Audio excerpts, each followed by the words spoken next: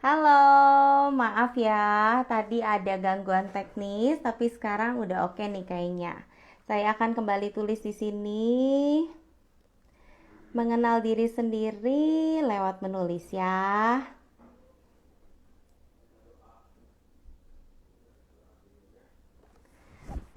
Oke, siapakah di antara rekan-rekan semua yang akhir-akhir ini suka menulis karena pandemi ya?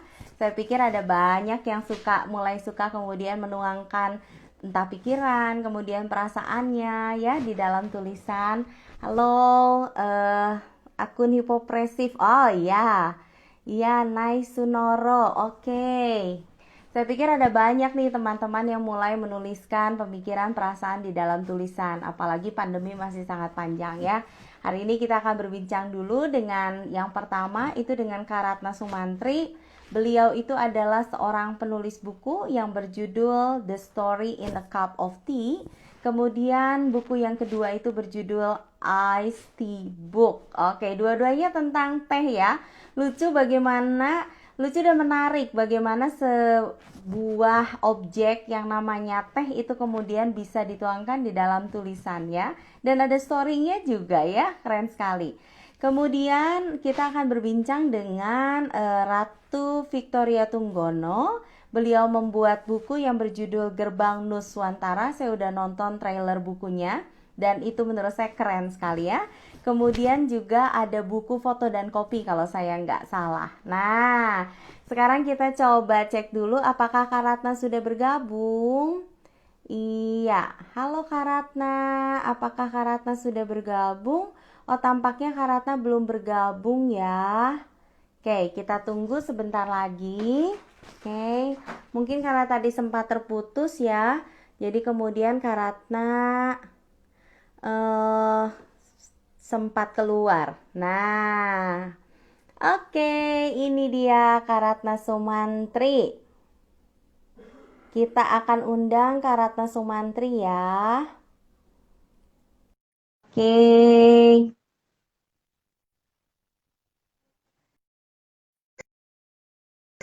Halo, halo Lala.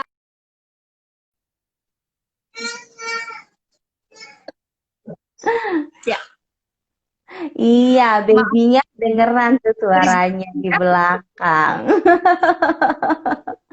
Apa kabar Kak Ratna? Ya ampun, udah berapa tahun ya? Kita ketemu terakhir di reuni ya. Korea, Udah lama. udah lama banget. Gimana Kak Ratna sehat? Sehat, puji Tuhan. Semoga Lala juga sehat ya. Amin, amin.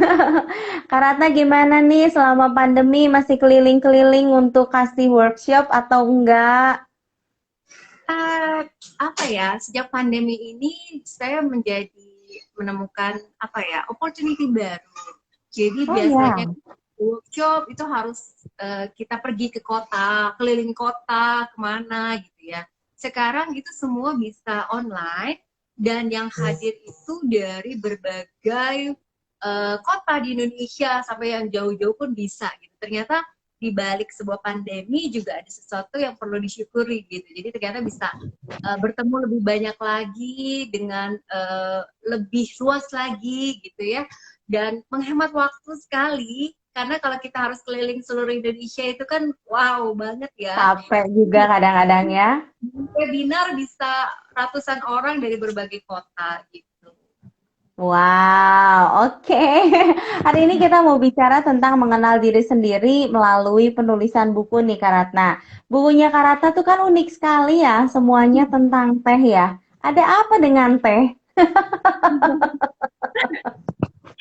Uh, Sebenarnya kalau dibilang uh, menulis buku, saya mungkin nggak kayak Lala ya atau penulis-penulis lain yang ada di atop club gitu. Karena saya menulis apa yang saya tahu. Gitu. Saya belum bisa menulis tentang apapun gitu yang saya tuliskan adalah memang yang saya tahu dan yang benar-benar saya sukai sekali karena saya merasa lewat media buku lewat media tulisan itu kita bisa share ke banyak sekali orang gitu. Nah, kenapa teh? Eh, kenapa teh? panjang sih ceritanya. Jadi awalnya waktu itu saya eh, ambil sekolah pastry, kemudian pas pulang ada teman Di ngajakin bikin Australia katanya ya kak ya. sekolah pastry karena sebenarnya saya dari teknik industri, jadi biasa kan ya, maksudnya zaman dulu tuh ya pasti kayak kita dulu di Aloysius di top itu kan pasti harus masuknya tuh jurusan-jurusan yang katanya nanti bisa gampang dapat kerja gitu ya. Kalau udah jurusan masak dari dulu kan kayaknya wow mana Enggak, ngapain iya, tuh. belum viral ya. Betul, kalau kayak sekarang kan waduh jadi chef itu udah wow, kayaknya udah bergengsi gitu ya. Jadi barista juga bergengsi gitu. Zaman dulu kan enggak. Habis dari Iya, iya. teknik industri, akhirnya saya memang bukan passionnya di sana kan. Jadi kembali setelah melalang buana, akhirnya kembali ke passionnya ya di bidang yang memang lebih ke kuliner gitu dan tapi akhirnya ke teh. Oke, lucu ya. Sukanya sama teh gitu. Memang ada berapa jenis teh sih kak di dunia? Wah, di dunia di Indonesia deh. Memang banyak banget ya jenis-jenisnya ya. Sampai begitu sangat menarik untuk kemudian dipelajari dan ditulis gitu. Eh, kalau di dunia banyak kali ya. Kalau di Indonesia juga cukup banyak juga. Dan apalagi beberapa tahun terakhir ini di Indonesia itu makin banyak orang yang menyukai teh. Kemudian makin banyak teh-teh yang bagus. Jadi eh, nggak pernah akan bosen, selalu akan ada teh-teh baru yang bisa dicoba gitu. Dan yang menarik dari teh itu setiap orang tuh punya preferensinya sendiri gitu. Ada yang suka tehnya yang Oh, uh, light, ada yang suka tehnya yang lebih ke misalnya kayak pu'er gitu yang dari China. Itu ada yang suka banget sampai mau menghabiskan uang banyak untuk membeli tehnya. Ada yang nggak suka gitu. Ada yang suka teh yang di blend, ada yang single origin, ada yang suka macam-macam deh. Jadi teh itu macem-macem ya. sekali dan tidak akan pernah bosen untuk digeluti. Oke, lalu buku The Story in a Cup of Tea. Cerita apa itu? Jadi saya menulis 4 buku, semuanya tentang teh. Yang pertama itu Empat. Kisah dan Oh Khasiat iya. Teh. Ya, Kisah dan Khasiat Teh itu tahun 2000 berapa ya? Saya udah lupa saya. 2009 kalau nggak salah ya. 2009 Oh, Kisah dan Khasiat Teh.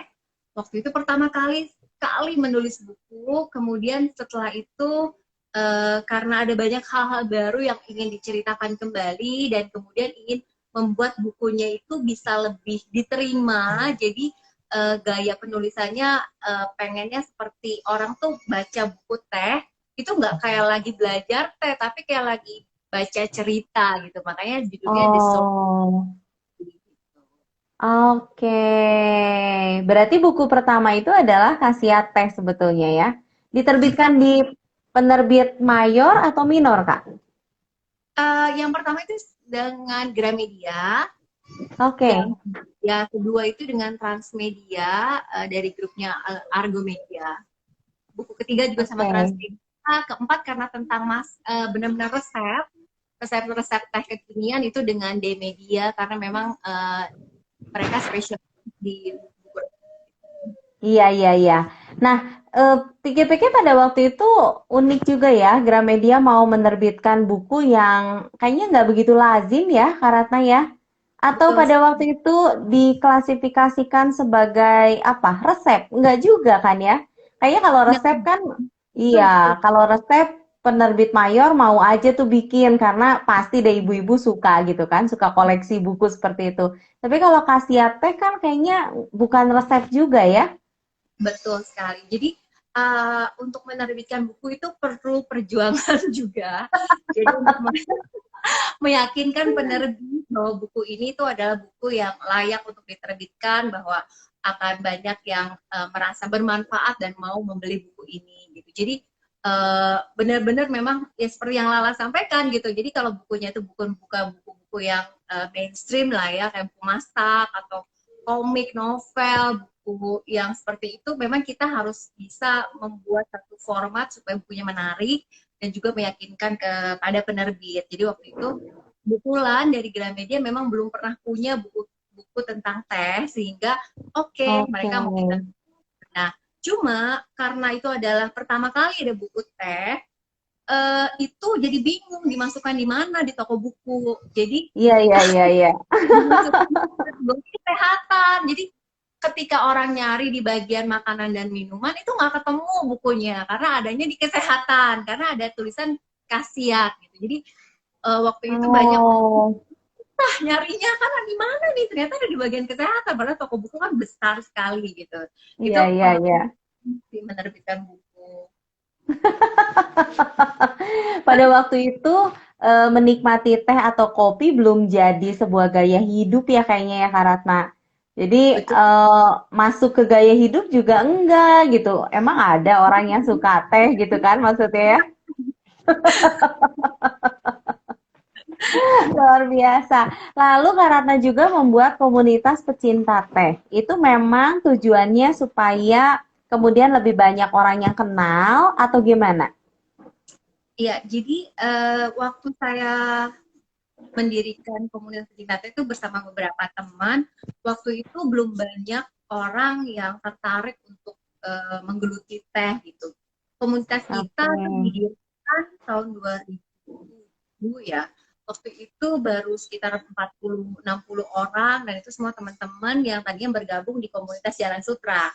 Karena makan-makan dan jalan-jalan. Oh, Kemudian kita sama-sama waktu itu gathering, mengenalkan teh. Jadi biasanya saya habis belajar teh ke mana gitu pulang bawa teh, terus biasanya saya sharing. Nah, sekarang itu sudah sangat berbeda dengan 2007. Sekarang begitu banyak orang yang sangat tertarik dengan teh, uh, apa yang kumpul-kumpul, kemudian yang mengajar tentang teh, yang bikin event-event teh itu sudah semakin banyak. Pasti setiap bulan itu pasti akan selalu ada dan yang wow. ngajar itu anak-anak yang muda gitu. Jadi saya merasa seneng banget ternyata sekarang itu makin banyak yang tertarik dengan teh. Karena memang nggak mungkin cuma satu dua orang saja yang melakukan upaya untuk promosi teh. Harus banyak, banyak, banyak, banyak sehingga teh itu menjadi tren di Indonesia. Kenapa begitu? Karena di Indonesia itu perkebunan teh masih dalam kondisi yang nggak terlalu baik kondisinya. Kemudian Oke. orang menganggap kalau masuk ke dalam bisnis perkebunan teh itu bukan sesuatu yang menarik gitu. Jadi Hmm. uh, mudah-mudahan dengan teh semakin tren, semakin banyak orang yang suka, itu bisa mengangkat juga untuk di industri teh. Oke. Jadi sumber inspirasinya kalau Kak Ratna lagi tulis buku tuh di mana? Di kebun atau di mana nih? Nah, sebenarnya kalau buku saya karena isinya adalah resep, kemudian knowledge, itu saya nggak seperti penulis buku fiksi yang misalnya masih cari inspirasi gimana ya. Lebih ke mencari waktu tenang untuk menuliskan apa yang ada di dalam pikiran gitu sih. Dan seringnya Oh, kita sudah dikasih ultimatum deadline sama editor. wah. Jadi karena kepepet ya. Ya, kepepet. Berarti Kak Ratna bukan tipe penulis yang pakai ghostwriter ya. Memang kemudian karena suka menuliskan semuanya sendiri berarti ya. Karena saya sebenarnya pengen jadi penulis ya, jadi meskipun udah bikin buku tapi saya merasa masih belum, karena saya ingin jadi penulis tentunya saya mau menulis sendiri gitu. Mudah-mudahan nanti bisa menulis juga buku-buku lain yang nggak cuma tentang teh, tapi saat ini masih fokusnya di teh dulu. Oke, Kak Ratna, kalau misalnya kita cerita tentang proses penulisan ya, ada banyak sebetulnya teman yang menganggap bahwa, ih menulis mah susah banget gitu, kayaknya menulis tuh enggak banget deh gitu. Saya cuma suka baca aja, menikmati buku aja, tapi kalau untuk urusan menulis, nggak tahu deh harus mulai dari mana. Kalau Kak Ratna sendiri, mulainya berarti dari mana tuh? Um, kadang pertamanya pun sama sih ya, karena memang saya juga tidak punya background penulis atau pernah ikut sekolah penulisan ya. Tetapi mungkin dimulai dari, karena saya bukan penulis fiksi ya, jadi dimulai dengan menuliskan apa yang kita tahu gitu. Jadi Oke. seperti sebuah jurnal dulu gitu. Jadi pastinya kita menuliskan dulu apa yang kita tahu dalam sebuah.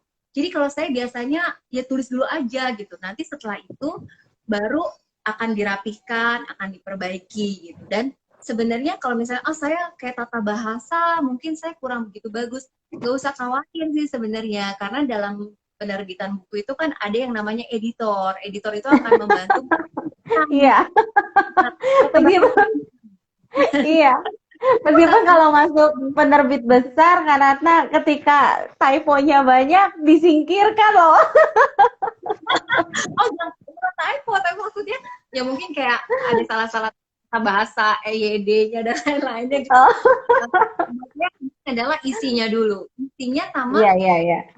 anak dibaca gitu. Iya, iya, iya. Yang seru adalah karena apa yang Kak Ratna tuliskan itu niche banget ya. Teh itu kan sesuatu yang nggak jadi keahlian banyak orang gitu. Kalau misalnya ada begitu banyak naskah tentang teen lead misalnya atau sekarang tentang fantasi seperti itu yang jumlahnya banyak banget kan masuk ke editor. Pertama kali mereka tuh pasti screeningnya dari EYD dulu deh Kak Ratna. Karena sedih Salah dong. banget jadinya. Mereka cuman lihat halaman pertama dan kemudian halaman paling akhir kalau typo dan kemudian EYD-nya strukturnya nggak enak banget gitu, biasanya mereka akan sisihkan dulu deh. Oh, gitu. Iya, Kalau berarti Janis emang beda sih, karena yang iya, iya. dipentingkan kontennya kan, Betul, kontennya. betul. Iya, jadi bisa nih teman-teman kita mengikuti caranya Kak Ratna nih, bahwa yang pertama kali kita tulis itu adalah sesuatu yang memang kita tahu, sesuatu yang kita suka, dan kemudian syukur-syukur kalau sesuatu yang memang jarang ada ya di pasaran ya. Jadi asal meyakinkan penerbit, goal deh ya. Apalagi sekarang penerbit minor banyak banget ya Kak Ratna. Dan Iya, sebenarnya ini kita bisa juga apa ya, tidak dalam bentuk buku ya, dalam bentuk e-book juga bisa kan, karena sekarang ini juga orang sudah mulai familiar, meskipun kalau saya masih mau pegang buku fisiknya, buat saya iya. itu kayak koleksi gitu, kayaknya waduh kayaknya rasanya gimana gitu. Tapi sekarang sudah mulai banyak juga, karena dari buku saya kan juga diterbitkan dalam bentuk e-book, dan ternyata penjualannya juga cukup banyak lewat e-book itu gitu. Wow, keren, keren, keren, keren. Lalu kita sekarang cerita tentang mengenal diri sendiri. Karatna udah punya 4 buku nih. Transformasi apa yang kemudian Karatna temukan? Misalnya dari proses penulisan buku pertama, kedua, ketiga, keempat. Meskipun jadi penulis itu nggak sama kayak artis, tapi apa yang kita tuliskan kan kadang-kadang tanpa kita sadari mempengaruhi orang lain ya Kak Ratna ya. Dan dengan itu sebetulnya kalau saya sendiri sih merasa bahwa apa yang saya tuliskan kemudian juga sebisa mungkin harus saya hidupi, harus saya lakukan gitu. Karena kalau kita tuliskan tapi kita nggak lakukan kan sama aja bohong besar gitu ya. Nah, kalau Kak Ratna sendiri mengalami perubahan apa misalnya dari awal sekali menulis yang hanya misalnya cuman sekedar aku mau tulisin sesuatu yang aku suka deh sampai kemudian sekarang nih setelah jadi selebgram.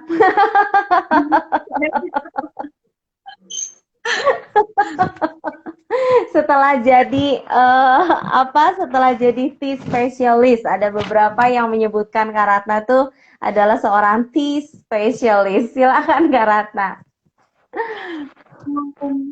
Saya merasa dengan menulis itu membuat jadi malah terus ingin apa ya, makin mau belajar dan mau berbagi ya.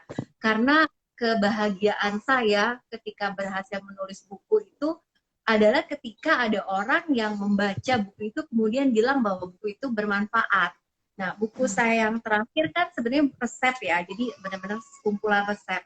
Lalu ada banyak yang apa ya, japri saya bilang bahwa menggunakan resep itu membuat dia bisa jualan gitu, dia bisa buat menu baru di kedainya dan itu jadi best seller. Jadi buat saya tuh itu terus apa ya, memotivasi dan apa ya, oh berarti harus selalu mencari ilmu baru untuk bisa di-share kembali gitu, karena senang banget kalau apa yang kita share lewat buku itu meskipun bukunya tipis apa ternyata itu bisa bisa ada manfaatnya buat orang gitu. Jadi itu sih yang saya Iya. rasakan. Kayaknya Pernah takut pengen gagal nggak? dalam menulis, eh gagal dalam arti bukunya nggak Tidak berhasil gitu. diterima gitu, iya. Eh, Pengalaman itu sangat-sangat berharga ya. Jadi buku pertama saya waktu itu eh, diterbitkan penerbit benar-benar pengen banget buku ini jadi hits gitu karena itu adalah buku teh pertama yang diterbitkan oleh Gramedia. Tapi kenyataannya hits cuma di beberapa toko buku tertentu di kota besar. Tapi kalau di luar itu masih belum. Mungkin karena pada saat itu teh belum menyebar seperti sekarang kan. Jadi akhirnya dari tidak jadi sampai cetak ulang. Kemudian Oh.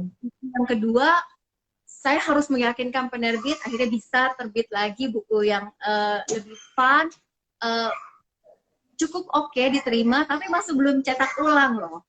Buku yang ketiga, oke kita belajar lagi nih loh, kalau gitu buat buku yang lebih, apa sih orang yang suka iced tea? Oke, bikin buku iced tea. Ternyata juga belum bisa cetak ulang. Buku Oke. keempat baru bisa. Jadi semua nih kalau yang nulis buku jangan putus asa gitu.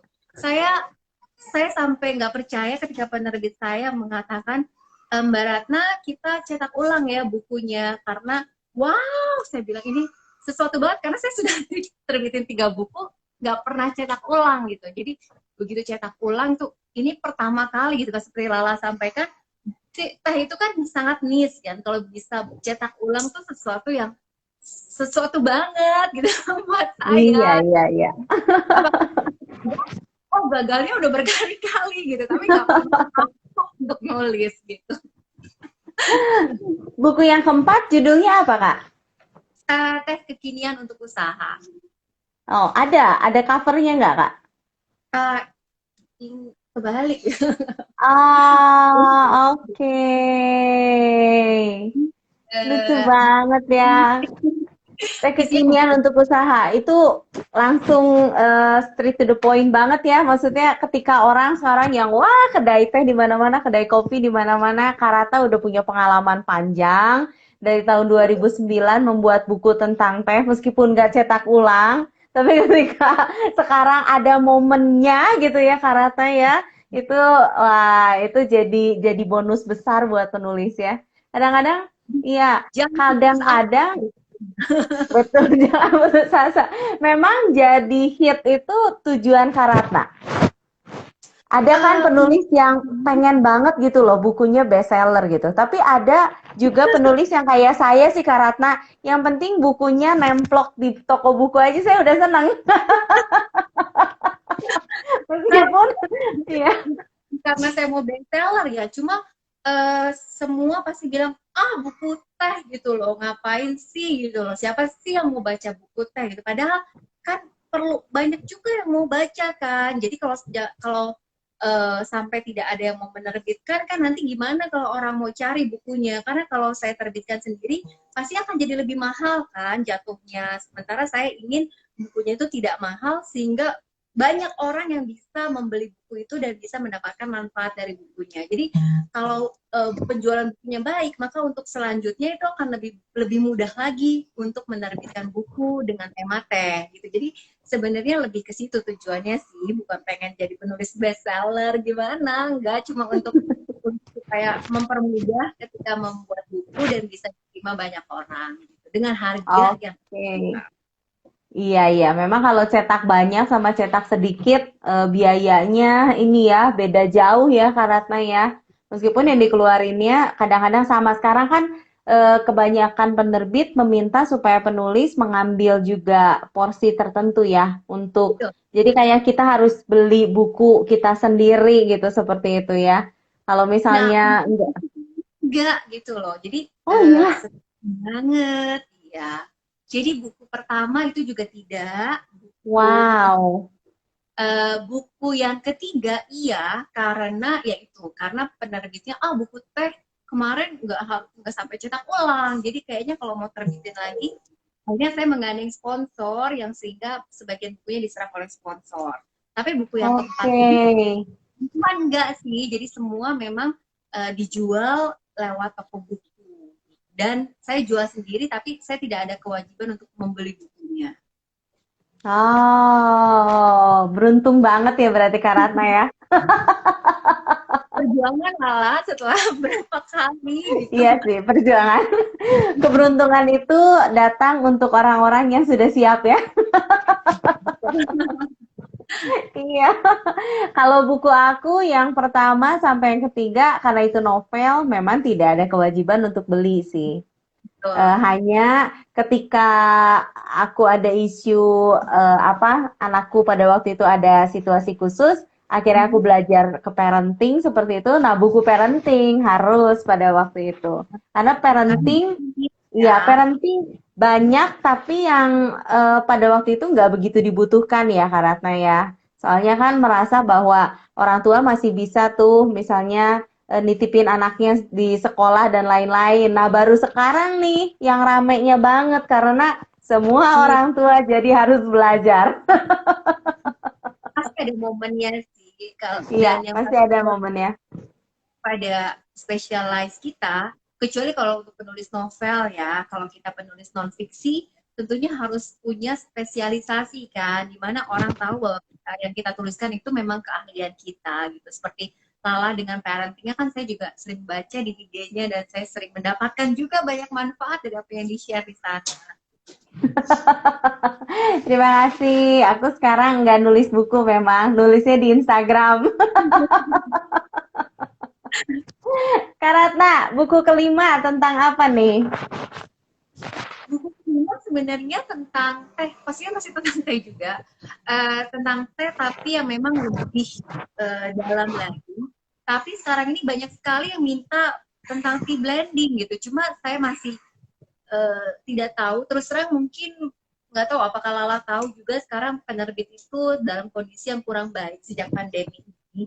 Ya, Jadi banyak yang tidak mau menerbitkan buku dulu ya, karena betul. toko buku juga banyak yang tutup gitu. Jadi mungkin tidak dalam waktu depan ini bisa diterbitkan. Menunggu situasi kembali membaik sih. Iya, iya, ya, setuju Kak Ratna. Ada satu draft buku aku yang akhirnya nangkring sih. Jadi bulan Februari disetujui akan mulai dicetak seperti itu. Pas bulan Februari kan isu pandemi mulai masuk ya. Lalu bulan Maret itu kan udah nggak sama lagi deh kondisinya sampai sekarang. Jadi kemudian ya udah ditunda sampai waktu yang tidak bisa ditentukan. Betul. Dan Banyak kesulitannya memang bukan cuman di ini ya, bukan cuman di produksinya, tapi memang mereka di distribusinya kesulitan sekali. Mau orang sekarang daripada cari buku, kayaknya mereka lebih lebih pilih bertahan gitu kan ya, kesannya gitu. Hanya kalau saya jadikan kesempatan ya itu nulis di IG aja Kak Ratna, gitu. terbitkan sendiri.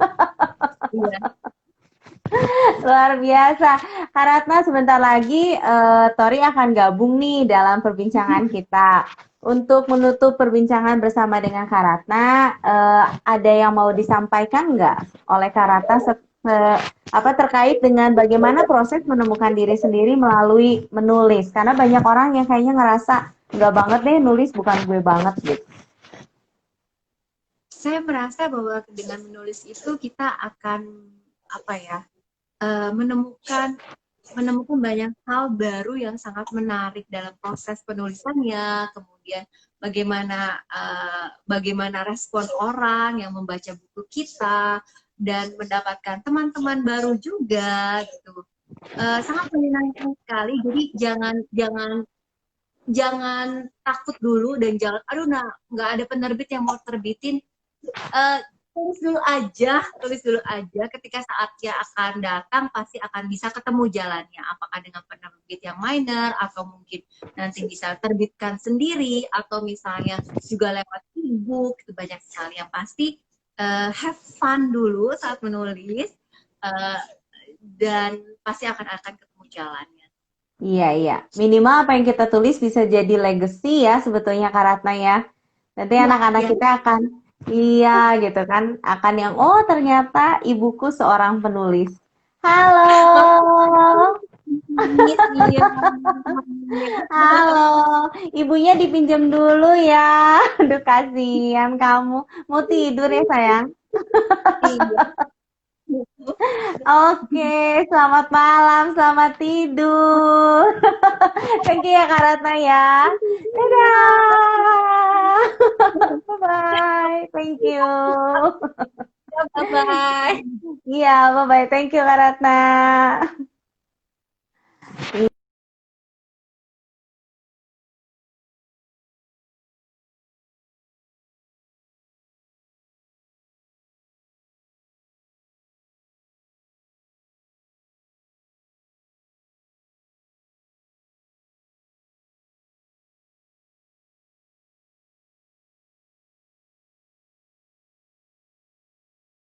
Ratu Victoria Tunggono, oke. Beliau menerbitkan buku, menulis sebuah buku dan bukunya mau difilmin. Ayo, ini adalah mimpi semua penulis buku novel dan juga buku fiksi nih, bahwa bukunya suatu saat.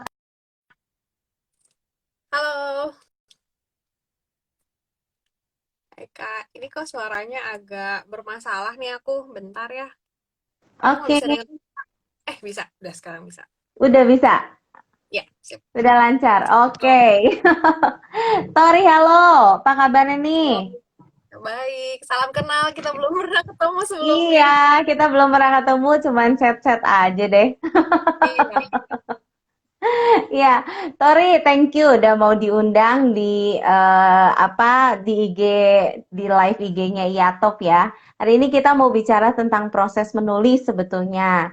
Nah, Tori boleh cerita dulu deh. Katanya Tori lahir di Flores ya? Iya, aku lahir di Flores, tapi cuma numpang lahir karena Oh, almarhum ayah apa namanya? Dokter di sana, dapat tugas koas 2 tahun dan aku kebetulan waktu itu ayah baru nikah. Jadi ibu juga diboyong, lahirlah aku di sana. Kalau oke. Kak, Kirain apa pengalaman lahir dan besar di Flores itu berdampak atau ngasih banyak pengaruh nih di bukunya Tori. Buku Tori kan yang akan difilmkan tuh Gerbang Nuswantara ya. sebetulnya Gerbang Nusantara udah ditaksir sama produser, tapi Oke. aku minta sama dia eh, nunggu sampai buku ketiga. Jadi karena Oh, itu itu trilogi, trilogi ya, ya. trilogi. Jadi yang pertama Gerbang Nusantara, yang kedua Candi Nusantara, nah yang terakhir ini lagi diproses di penerbit, saat ini lagi editing Oh, oke. Diterbitkan sama penerbit mana, Tori? sama Kompas, penerbit buku Kompas. Dan itu aku juga seperti Kak Ratna tadi, aku juga mengalami banyak penolakan. Jadi ya begitu, memang seperti itu lah ya, suka dukanya.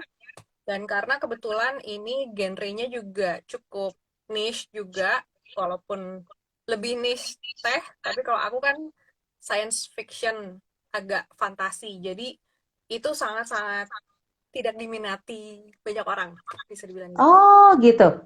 Nggak banyak yang suka ya? Waktu aku tawarkan, mereka bilang kami nggak berani untuk terbitkan karena itu masih sangat niche. Orang tuh waktu itu aku ingat banget ditolak karena mereka lebih cari yang komedi, Iya, horor iya. atau percintaan. Iya, iya, iya, iya. Itu yang paling Nah, di laku. luar itu, iya. Iya, Jadi iya. aku banyak ditolak seperti itu. Mirip deh. Aku juga waktu bikin, kalau aku kan sukanya novel hukum karena backgroundku sarjana hukum sebetulnya. Jadi aku bikin novel hukum, tapi yang novel hukum khas Indonesia gitu kan. Lalu kemudian aku bilang, kok nggak ada sih ininya apa? Kalau lagi rame banget pada waktu itu Metropop seperti itu. Dan gitu aku tanya, kok nggak ada ya novel hukum ini diklasifikasinya itu sama dia tetap di romance kayak gitu loh. Padahal kataku aku nggak mau nih, pengen pengen ini sendiri. Lalu dia bilang katanya harus ada beberapa penulis seperti kamu baru mau dibuatkan genre khusus seperti itu ya. Nah, Tori juga Ya, kayaknya susah juga ya karena nulis sendirian nih. benar. Science fiction, kemudian kalau dari judulnya tuh kan kayaknya yang Indonesia banget gitu ya, yang Iya, gitu deh. based on history, jadi ada sejarahnya, ada budayanya, ada tentang science fictionnya ada, dan agak fantasi juga. Jadi kayak itu, kalau aku sih kayak gini, itu campuran Narnia, Harry Potter, National Treasure, tapi Indonesia. Oke. Sebenarnya ceritanya tentang apa sih? Kata Naisunoro keren katanya, Gerbang Nusantara. Ceritanya tentang apa sih? Iya, Boleh cerita dulu benar. sedikit deh. Jadi Gerbang Nusantara itu sebetulnya memang dari awal aku udah bagi untuk tiga, tentang perjalanan sepasang sepupu perempuan dan laki-laki namanya Rani dan Bima. Rani dan Bima itu eh, karena aku terinspirasi sama Lima Sekawan. Karena waktu Oke. kecil baca itu kok kayaknya seru banget nih, adventure, nyari-nyari sesuatu, tapi anak-anak gitu. Dan itu kan memang bisa dibilang untuk Indonesia mungkin aku aja yang nggak tahu atau emang nggak ada, jadi aku nggak pernah baca gitu. Jadi dari situ dua sepupu ini menemukan apa ya, portal ke dunia dimensi lain. Oke. Nah, dimensi lain Aku ini kok adalah ingetnya Lee Min Ho ya jadinya ya. aku nggak nonton, jadi aku nggak tahu. Tapi aku tahu itu pasti Korea. Oke, oke, oke. Distraksi. Aku tiba-tiba ingat Gerbang Dunia Lain tuh ingetnya Lee Min Ho. Karena aku nggak nonton, jadi aku nggak tahu. Nggak bisa Iya, iya. relate. Boleh dilanjut, Tori. Nah, ini sebetulnya ini buku adalah hasil dari riset dan perjalanan teman-teman dari Turangga Seta. Itu ada yayasan Turangga Seta. Mereka meneliti bukti-bukti bersejarah Indonesia, terutama dari Jawa dulu, karena mereka memang base-nya di Jakarta. eh Halo Mas, apa Jawa, Jakarta, Jogja, Bandung. Nah, dari situ mereka ini minta untuk Mbak tolong dong ditulisin bukunya. Tapi karena aku bukan orang arkeo, bukan orang antropolog, aku nggak punya base dari situ, jadi aku tanya apa mereka oke untuk dimasukin ke fiksi. Maka jadilah Wow. ini fiksi karena base dari data-data yang mereka kumpulkan, aku rangkai supaya bisa jadi cerita yang seperti tadi Kak Ratna juga, supaya orang nggak ngerasa diajarin, nggak ngerasa belajar, tapi dimasukin apa ya, smoothly menjadi fiksi gitu dalam cerita. Wow, keren sekali. Berarti itu sebetulnya berdasarkan penelitian tentang kerajaan di Jawa. Ya, kurang lebih seperti itu. Wow. Tapi kerajaan Jawa yang mana, Tori? Kalau boleh sedikit ini.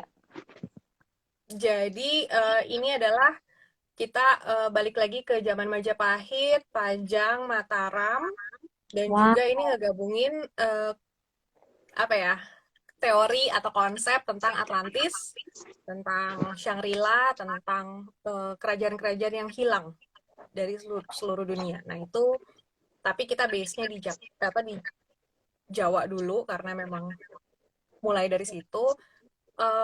Apa ya, ini mungkin memang agak berat buat banyak orang, tidak menarik, tapi aku harap ini bisa membuat lebih banyak orang lebih ngeh bahwa kita tuh Indonesia, kita tuh tidak apa ya, seperti yang mereka bilang kita itu bangsa yang bodoh atau yang miskin gitu. Aku pengen buku ini bisa membuat orang lebih apa ya, lebih terbuka pikirannya bahwa Indonesia itu bangsa yang maju dan dengan peradaban yang sangat tinggi di masa lalu, yang harus menutup Wow. diri karena masuk ke sebuah zaman ya kayak gitu-gitu deh. Jadi ini base-nya banyak di Jaka Jayabaya, Serat Uga Wangsit Siliwangi, dan babat-babat kuno gitu deh. Wow, harusnya ini jadi bacaan wajib ya. Aku Buat harus anak-anak sih bisa, SMA, cuma buat anak SMA cocok nggak sih? Cocok kayaknya ya, buat anak-anak harusnya SMA ya. ya.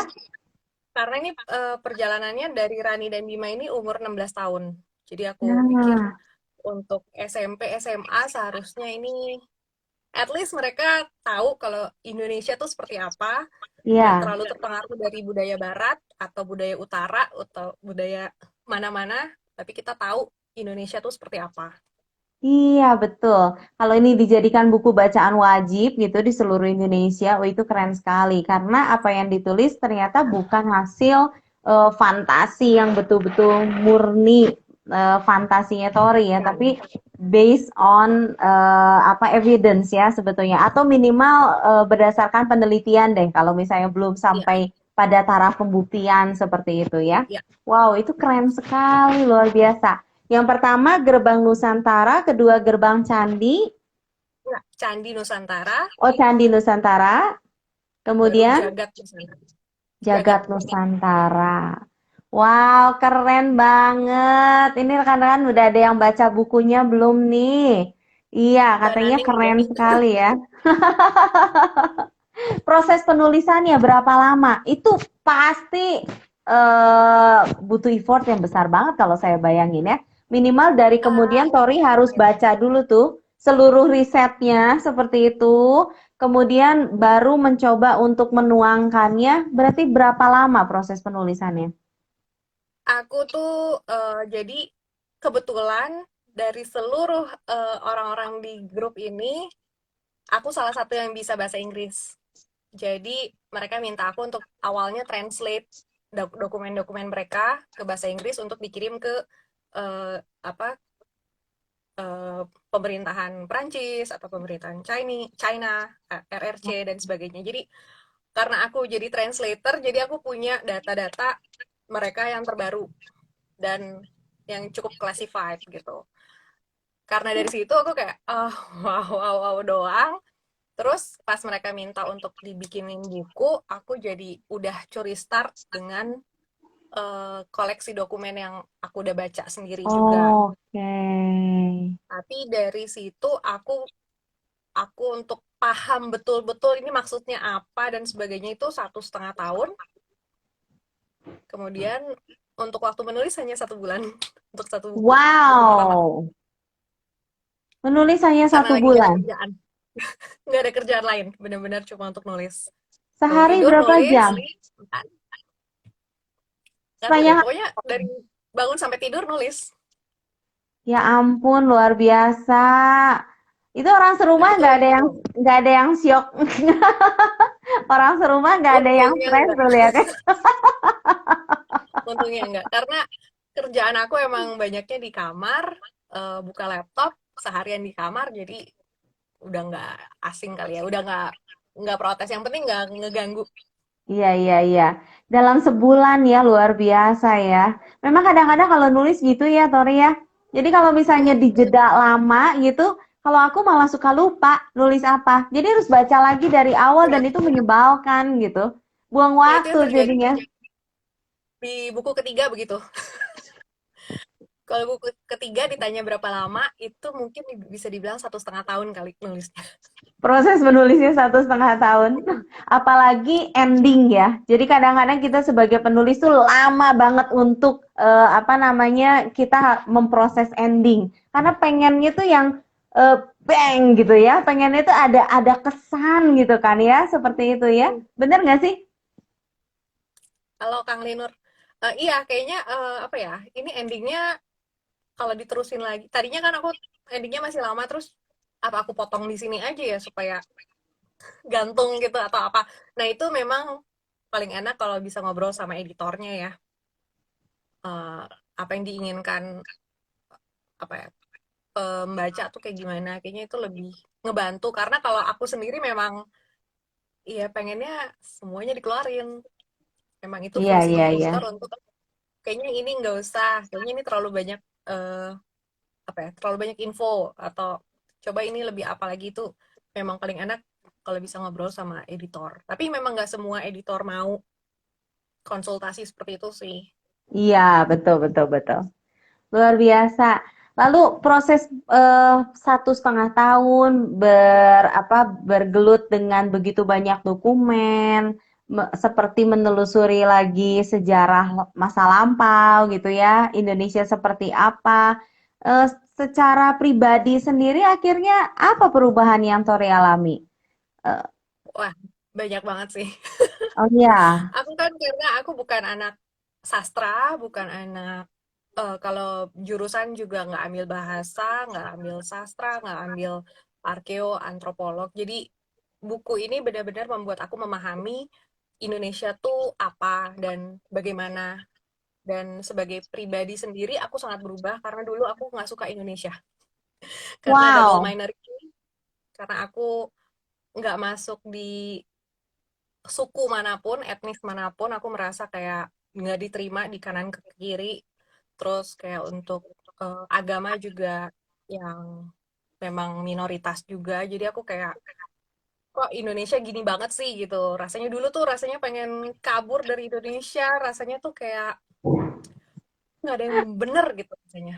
Tapi ketika oke. mengenal ini semua, aku kayak menyadari, oh ternyata sekaya ini Indonesia, ternyata sebangga ini aku menjadi bagian dari Indonesia dan sebagainya. Dan itu membuat aku sekarang secara pribadi memang fokus sama semua hal yang berbudaya. Jadi kayak apapun yang aku bisa untuk bantu Wow. eh, apa ya, mengembangkan atau bukan melestarikan deh, setidaknya pakai kebaya atau budaya-budaya belajar nari atau sekarang aku suka ikut aksara apa menulis aksara Jawa, aksara Bali gitu, mengenal budaya-budaya kuno yang sudah banyak ditinggalkan dan itu Wow. Jadi sampai seserius itu ya akhirnya ya iya karena belajarnya ya. ternyata Indonesia tuh nggak habis-habis untuk dieksplor Oke, kayak bukan hanya menulis dan kemudian selesai dengan itu ya, tapi kita sendiri, Tori sendiri terpengaruh oleh apa yang Tori tulis ya sebetulnya. Dan akhirnya Tori sendiri mengamini bahwa oh Indonesia tuh kaya, kemudian Indonesia tuh indah luar biasa, Indonesia itu patut untuk dicintai, untuk diperjuangkan sampai segitunya ya. banget banget karena kebanyakan orang Indonesia nggak sadar mereka lebih mengadopsi budaya-budaya luar, budaya-budaya import yang kita pikir itu udah mendarah daging karena sejak kita lahir kita udah diperkenalkan seperti itu dari generasi ibu atau bahkan generasi nenek gitu kan. Jadi kita pikir itu adalah budaya kita, tapi kita lupa bahwa sebetulnya inilah Indonesia gitu. Dan itu Wah. banget cerita dari sini sih bermulanya. Keren, luar biasa nih. Cover bukunya yang mana sih, Tori? Ada nggak? Oke, cover buku yang gerbang yang ini. Oke. eh, lalu cover buku yang candi yang ini. Dan ini sudah habis dan belum cetak Cetak ulang ulang. karena Oh memang iya. nggak habis. Cuma udah nggak boleh ada di toko buku. Jadi aku ya sudahlah anggap aja habis. Nanti kita tunggu yang Jagat itu terbit, yang dua lagi itu juga diterbitkan ulang harusnya sih. Moga-moga. Oke. Tapi Tori Tapi masih yang mau punya cari, tuh persediaannya. iya, kenapa? Oh, aku cuma punya yang satu kopi yang pertama doang, yang emang buat aku pribadi udah nggak bisa. Apa yang aku nelpon ke penerbit udah habis benar-benar. Jadi yang ya sudahlah. Kalau Tapi ini soft yang foto dan kopinya, kopi. oh itu fotokopi. Foto dan kopi. Kayaknya itu beda banget ya sama sama Gerbang Iya, Nusantara ya. beda banget. Dan yang mau Cerita. dibikin film, mudah-mudahan segera yang ini. Oh, itu cerita apa? Ini sih kayak romansa aja, bener-bener kayak aku bikin untuk seringan mungkin, kayak ciklit. Em, jadi awalnya adalah ada seorang produser film, dia tertarik untuk bikin film dari buku, dia bilang gitu. Jadi apa namanya? dia minta gimana sih kalau kita bikin gini. Jadi kerjasama lah, kita brainstorming, dan saat ini memang udah dilirik sama produser untuk bikin web series. Kalau web seriesnya berhasil, nanti baru ke apa namanya, ke movie layar lebarnya. Cuma Wah, yeay. belum Itu deal mimpi, sih, tapi iya, mimpi semua penulis deh kayaknya. Mimpi semua penulis novel, penulis fiksi adalah bukunya bisa ditayangkan ya, bisa difilmkan ya. Wow, itu keren ya, sekali. Ada bahkan pertanyaan aku nggak dari pernah nggak pernah apa? aku bahkan nggak pernah bermimpi untuk itu. Aku cuma apa, benar-benar untuk apa ya, cuma pengen sharing aja gitu, tapi ternyata ada yang tertarik, aku sampai wow sendiri. Iya, keren banget. Ini ada pertanyaan dari Bu Guru tersayang kita nih, Bu Ina nih, Bu Sonya.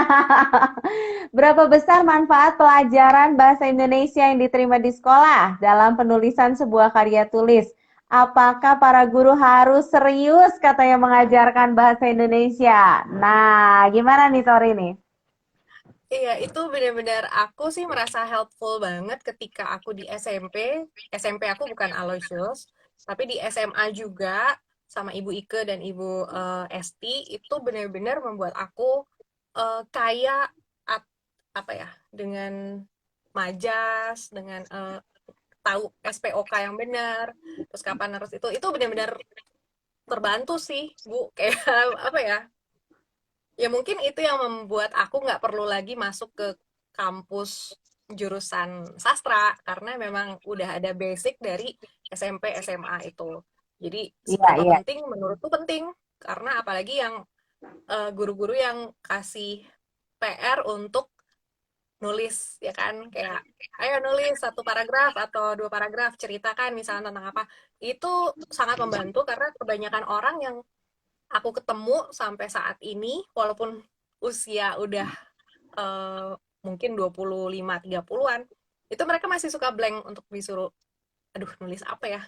Terus aku Iya, suka iya, bingung. iya. Nah, waktu itu SMP SMA lu kemana? Nggak ada latihannya di situ gitu kan. Iya, iya, iya. Betul, betul. Apalagi tadi saya sempat sharing sama Kak Ratna bahwa kalau misalnya kita bicara tentang yang namanya novel, kemudian misalnya kita bicara tentang buku-buku fiksi, itu editor tuh udah yang paling gampang banget deh. Karena waktu itu editor saya pernah bilang, pokoknya kalau kamu pengen diterima bukunya, yang harus kamu garap itu adalah sinopsis di bagian paling belakang, dan kemudian kalau ada prolog berarti prolognya ada yang paling depan. Tengah-tengahnya kata dia itu nggak begitu tergarap, nanti kita bisa garap sama-sama. Karena kalau misalnya enggak tuh editor dia cuma lihat depan dan belakang gitu. Dia lihat prolognya apa, menarik enggak gitu selama sepersekian detik gitu, dia cuma lihat tata bahasa, kalau kacau ya udah sama dia disimpan dulu. Meskipun ide ceritanya mungkin bagus gitu ya, tapi kalau tata bahasa, kalau strukturnya kemudian kayak nggak banget deh, SPOK-nya tadi kata Tori nggak teratur seperti itu kemudian akan dikesampingkan ya. Jadi memang berguna sekali pelajaran bahasa Indonesia ya. Kita beruntung karena diajar oleh Banget. guru-guru terbaik ya. Iya. Kemudian ada pertanyaan dari Bunai Sunoro, katanya harus diajak untuk bicara sisi lain. Apa? Tarot ya? Buku-buku nggak ada urusan sama tarot. Sama tarot. Aku lihat apa YouTube-nya Tori banyak juga kan yang kemudian share tentang ini ya, tentang tarot ya. Ada hubungannya Iya, nggak sih? Atau karena memang jadi ketertarikan apa Tori untuk mempelajari sesuatu yang apa ya, yang beda. magis gitu ya, kemudian eh itu kan indah dari sisi apa ya? Iya, dia magis gitu ya. Kalau kita cerita tentang Majapahit dan lain-lain juga pasti di dalamnya juga ada unsur itu kan ya. Iya nggak sih Tori? Yang kayaknya tuh yang eh ya magis aja gitu deh. Iya nggak sih? Sebenarnya dulu dulu banget aku dengar kata Majapahit apa, dan kerajaan-kerajaan sebelumnya itu memang sangat magis karena kita nggak mengenal, dan itu seakan sesuatu yang terpisah. Mungkin kalau kita orang Inggris, kita masih bisa melihat kerajaan itu sampai Ya, saat ini ada. Ya, ya, ada ya. bukitnya gitu. Betul, Tapi betul, betul. benar ini kalau apa Majapahit itu nggak ada sama sekali bukti sejarahnya. Kecuali yang kemarin aja aku ke Trowulan, mereka bilang ini ke Trowulan tuh hanya sebagian kecil dari kerajaan dan bukan kota utamanya, bukan kota apa ya, ibu kotanya Majapahit. Dan ibu kota Majapahit itu Oh, belum ditemukan. Jadi itu membuat kita semua oh. apa ya, secara tidak langsung merasa terpisah dunia dengan si Majapahit itu, dengan kerajaan itu, dan karena kita nggak bisa ngeliat fisik, rasanya kayak magis gitu. Iya, Karena kita iya, nggak bisa iya, ngeliat iya. fisiknya. Iya, Tapi iya. di buku ini aku berharap bisa menghubungkan apa yang hilang, apa yang terpisah dari generasi atas kita, leluhur, dengan apa dengan kita di dunia sekarang. Itu aku berharap dengan buku ini bisa nyambung gitu. Wow. Tapi kalau Dalam untuk proses, unsur magis, tarot nggak ada hubungannya sih. oke. Kirain ada hubungannya, nggak ada ya? Kalau sama Majapahit nggak ada, tapi apa ya, semua terkoneksi di bagian spiritualnya. Jadi bukan supranatural, kita nggak ngomongin supranatural, kita ngobrolin spiritual, itu diri kita sendiri sebetulnya. Jadi Nah, itu secara spiritual ada yang ditemukan dalam proses penulisan itu. sangat sangat sangat. Jadi kalau kita dengar cerita masa lalu tentang orang-orang yang sakti, kita mikir orang sakti bisa terbang, bisa apa ya, ditusuk nggak luka dan sebagainya. Kita mikir dia orang sakti dan sebagainya, itu udah dunia ranah supranatural. Tapi sebetulnya di sini yang jadi ada dua, ada supranatural, ada spiritual. Yang aku lebih apa ya, yang aku perdalam adalah yang spiritual. Spiritual itu adalah diri kita sendiri. Bagaimana kita terkoneksi dengan Tuhan dan dengan alam di sekitar kita itu. Nah, itu yang aku, itu di situ yang tarot itu masuk di situ. Cuma kalau untuk secara dari sejarah, aku jadi belajar banyak bagaimana cara berpikirnya orang-orang zaman dulu, terutama dari Ki Ageng Suryo Mentaram, itu dari Jawa yang priai, lalu dari sebelum-sebelumnya itu, kenapa ini semua, dan ilmu Jawa itu yang aku apa ya, perdalam sih saat ini. Itu agak, Wow, orang keren bilangnya klinik sekali. kalau nggak ngerti, tapi sebetulnya nggak ada yang klinik sebetulnya. Itu semua bisa dipelajari dan dipahami dengan mudah sebetulnya. Sisi spiritual itu masuk nggak ke bukunya Tori? Itu yang aku masukin di Jagat, karena memang kalau kita mau sakti yang apa, nggak ada musuh dan sebagainya, itu sebetulnya kata-kata yang dipegang, kalau nggak salah sempat diucapkan oleh Pak Jokowi kemarin, sakti tanpa aji. Jadi kita sakti tanpa mengucap aji-ajian, aji apa ya, mantra, semacam mantra. Mantra, oke. Kita bisa menang tanpa apa ya, mengalahkan orang, tapi kita menang.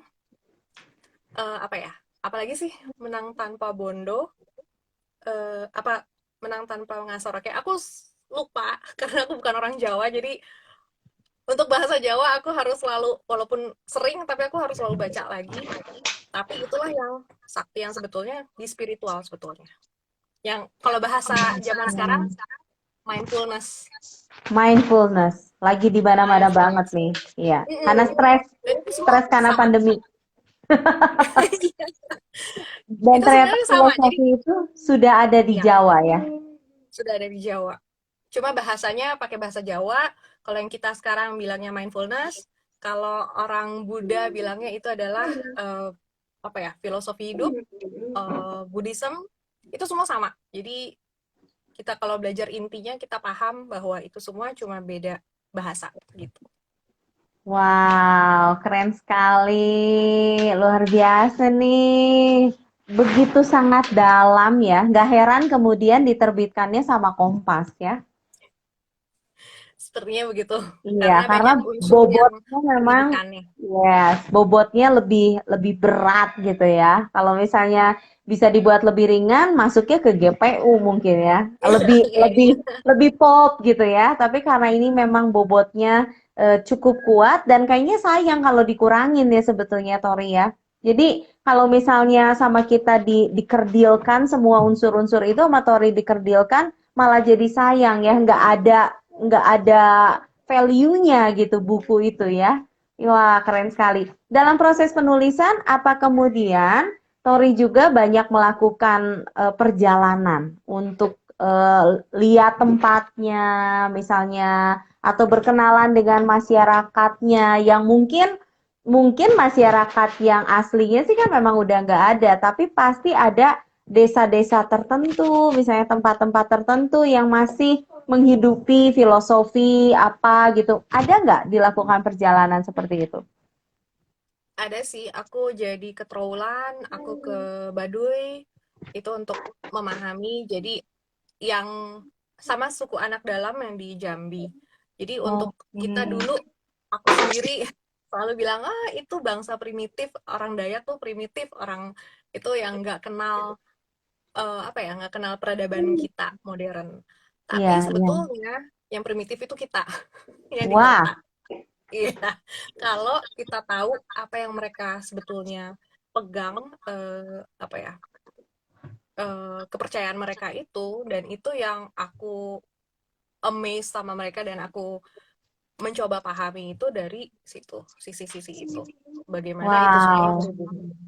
Iya, iya. Saya pernah dengar bahwa bahkan pengaturan apa namanya rumah-rumah di Baduy Dalam itu juga memiliki filosofi tertentu ya tentang bagaimana kemudian mereka memahami hubungan mereka dengan Tuhan, kemudian memahami hubungan mereka dengan lingkungan seperti apa. Itu tuh ada penataannya ya. Sebetulnya memang katanya gitu. Teman saya juga sangat suka mempelajari budaya-budaya seperti itu, dia bilang bahwa sebetulnya itu ada hitungannya, kemudian itu ada filsafatnya, ada falsafahnya sendiri seperti itu ya. Wah, luar biasa, keren banget. Nggak banyak orang yang kemudian bersedia untuk menuliskan hal seperti ini. Apalagi kalau misalnya tadi Tori sempat bilang bahwa yang, oh kayaknya nggak rame, atau misalnya nggak begitu banyak orang yang suka seperti itu ya. Tapi thank you udah menghabiskan energi, kemudian usaha segala macam untuk kemudian mencoba berkontribusi ya terhadap negara yang kita tinggali gitu ya. Dan kalau Tori udah sampai tahapnya negara yang Tori cintai. Wah, keren banget. Ya, kalau ada yang nonton, moga-moga misalnya guru barangkali di Aloysius mungkin bisa ya Tori ya dijadikan buku bacaan wajib gitu ya di SMP dan di SMA ya karena ada begitu banyak muatan budaya, di situ ada juga nasionalismenya, ada kemudian juga spiritualnya bahwa kita sebagai manusia kita mempertanyakan kembali eksistensi kita ya sebagai saya itu anggota dari lingkungan yang mana dan apa yang bisa saya lakukan untuk berkontribusi terhadap lingkungan di sekitar saya. Keren banget, luar biasa. Tori, apa ada yang mau disampaikan nih terkait dengan kemudian menemukan diri sendiri lewat tulisan? Silakan. Iya, thank you Kak. Kalau buat aku sendiri memang buku ini yang terutama yang trilogi ini adalah perjalanan spiritualku dari yang benar-benar orang awam, anak kota, seperti Rani yang di buku itu benar-benar yang nggak kenal budaya, nggak kenal leluhur sama sekali, sampai ke tahap yang sekarang bukan cuma di budaya dan sejarah, tapi aku juga sangat ke spiritual juga sekarang, benar-benar transformasi dan itu dimulai dari passion. Jadi kalau mau nulis apapun, kita tertarik tentang sesuatu, misalkan aku sampai ini apa namanya bulu kuduk, goosebumps. Jadi kalau kita ada terpikir sesuatu, misalkan suka teh, misalkan gitu kan, pasti Kak Ratna memulai dengan hanya, oh coba aja deh. Taunya malah jadi expert dan sebagainya. Aku rasa itu yang terjadi juga sama aku. Awalnya benar-benar cuma tahu sedikit banget, tapi karena nulis buku kan kita harus riset, kita harus apa ya? Ya. Dan buku itu buat aku sendiri, mungkin Kalala juga mengalami, buku itu menuliskan ceritanya sendiri. Kalau buat aku sama sekali cuma menyediakan badan. Buat aku segitu. Karena konsep awalnya, aku bikin konsep awal, plot, tapi ternyata yang ketulis tuh Betul. jauh berbeda. Seakan-akan buku ini udah punya jalannya sendiri gitu. Jadi aku benar-benar cuma untuk menyediakan waktu, dan dari situ aku sendiri belajar. Jadi aku seakan-akan bahkan ya, yang buku yang Candi ini, selesai aku tulis, aku ketemu sama seorang guru spiritual, dia yang ngejelasin, ini artinya ini. Perasaan gue yang nulis, kenapa gue yang belajar?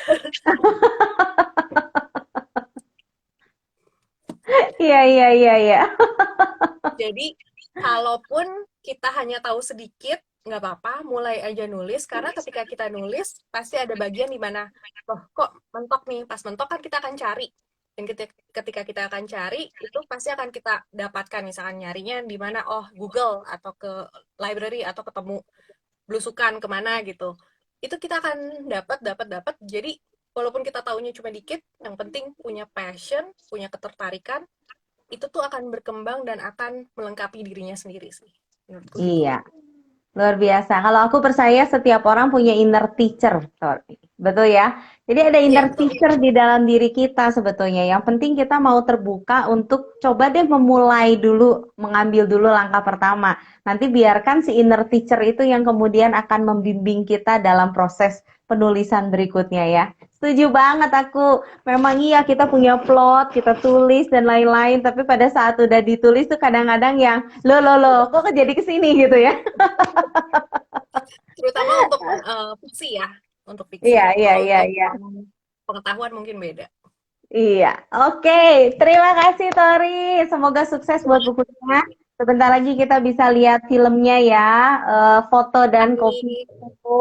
Ya, Semoga mudah-mudahan. yang ketiga segera launching dan kemudian bisa ada di rak-rak toko buku. Oke, terima kasih untuk semua yang sudah menyaksikan Eagle Live hari ini. Thank you so much, sorry. Tadi Kak Ratna, terima kasih juga.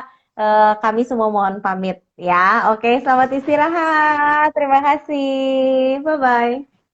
Thank you.